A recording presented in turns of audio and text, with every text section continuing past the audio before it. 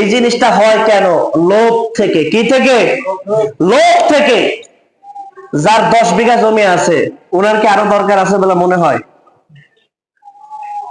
অনেক মানুষ আছে 100 বিঘা জমি রেখে গেছে, তার বাপ দাদা রেখে গেছে, তার কি আর জায়গা জমির দরকার আছে?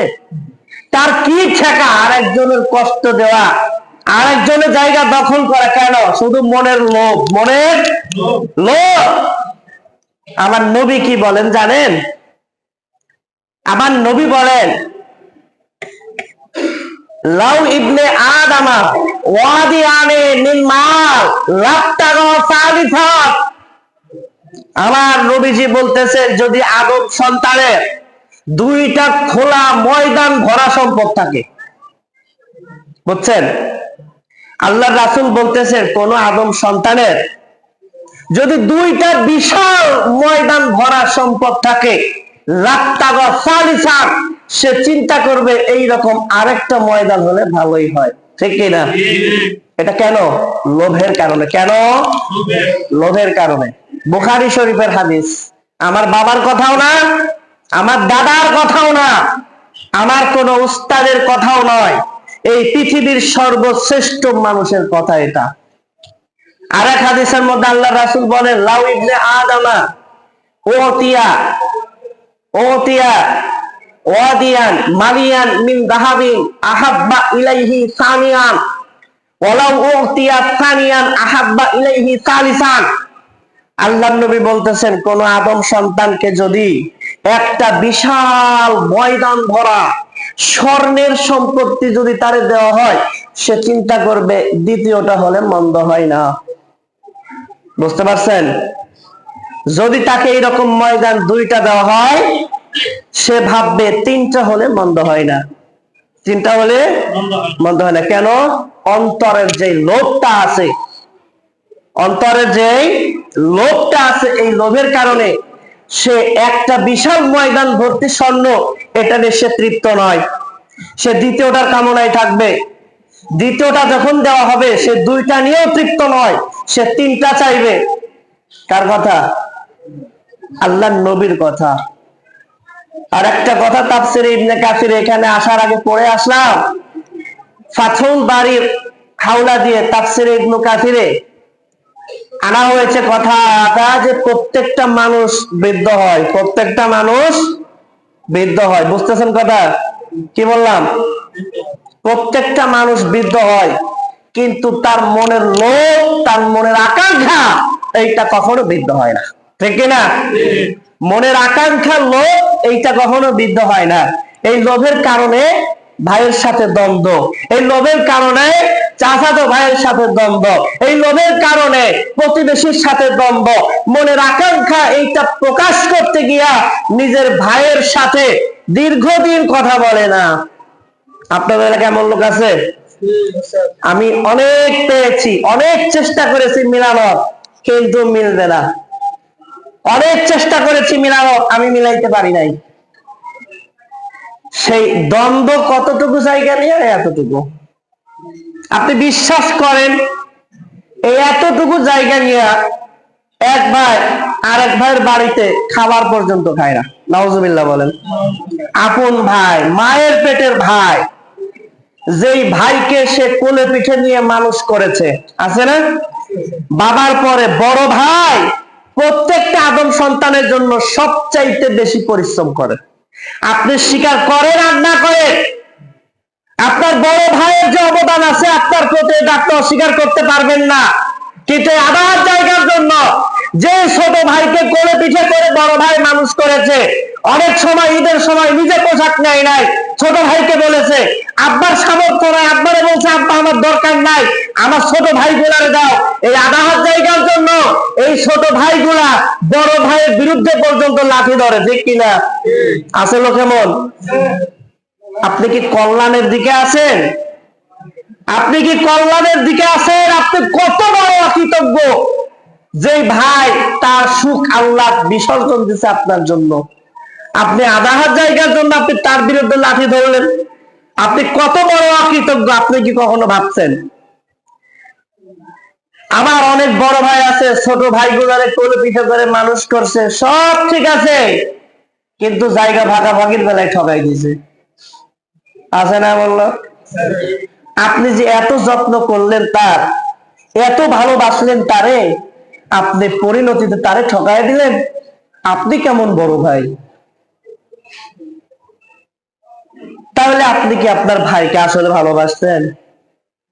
হ্যাঁ, আল্লাহ রাসূল কি বলেন নাই, মাল্লাম ইয়ারহাম সগীরানা ওয়া লাম ইওয়াক্কির কাবীরানা ফালাইসা মিন্না? ও বড় ভাই, ছোট ভাই, আপনাদের দুইজনকেই বলি, আল্লাহর নবীর এই হাদিস কি আপনারা কখনো শোনেন নাই? যে যে তার ছোট ভাইকে দয়া করে না, রহম করে না, আর যে তার বড়দেরকে সম্মান করে না, ফালাইসা মিন্না, সে আমার উম্মতের অন্তর্ভুক্ত নয়। আপনার কানে কি আজ পর্যন্ত এই হাদিসটা যায় নাই? আমার মনে হয় অসংখ্য বার আপনি শুনেছেন, কিন্তু আপনার আল্লাহর নবীর হাদিসকে আপনি আরেক সাইডে রাখছেন এতটুকু জায়গার জন্য, ঠিক না? যত জায়গায় যত জ্ঞানজাম আপনি দেখেন, এই সামান্য একটু জায়গার জন্য। তাহলে আমরা কল্যাণের দিকে আসি না ক্ষতির দিকে আসি? সবাই একটু জোরে বলেন, কল্যাণের দিকে আসি না ক্ষতির দিকে আসি?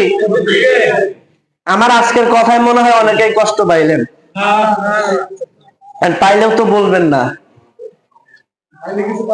আমি আপনাদেরকে কোনো কষ্ট দিতে চাই না, আপনাদেরকে আমি কোনো কষ্ট দিতে চাই না। আমি শুধু এতটুকু চাই যে আমরা সবাই যেন জান্নাতে যাই। কোথায় যাই? আমরা সবাই যেন জান্নাতে যাই, আমি শুধু এতটুকুই চাই। তাহলে যদি আমরা জান্নাতে যাইতে চাই, আমার আপনার অনেক কাজকর্ম এটাকে বাদ দিতে হবে। এটা আপনি জানেন না, আমি এটাই বিশ্বাস করি। আপনি এটা জানেন না, আমাকে আপনাকে সতর্ক করতে হবে, আমাকে আপনাকে জানাইতে হবে। আমি শুধু এতটুকু বুঝি।